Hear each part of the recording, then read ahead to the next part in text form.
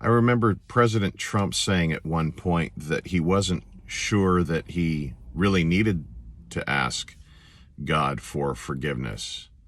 He wasn't trying to be arrogant. He just was saying, that's not really something I've felt that I've had to do. So there are many, many people like that in the world. And then there's a second kind of person also who says, well, I probably need to be forgiven of some things because I've done some wrong things in my life.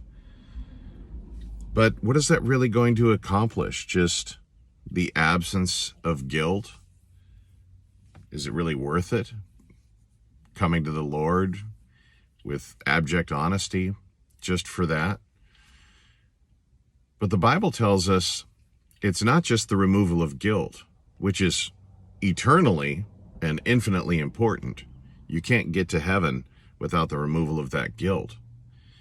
But in Psalm 32, David tells us something else. Listen to what David says. How joyful is the one whose transgression is forgiven, whose sin is covered. How joyful is a person whom the Lord does not charge with iniquity, and in whose spirit is no deceit. David goes on to say, you, talking to the Lord, surround me with joyful shouts of deliverance. Okay, well, that's something else, isn't it? It's not just the removal of guilt. Okay, I had this huge burden, and now that's gone, and I'm not feeling anything. No, that burden is gone, and it's supplanted with joy, with happiness, with freedom, with lightness of spirit. That's how the Bible presents it. So it's not just the absence of a bad thing.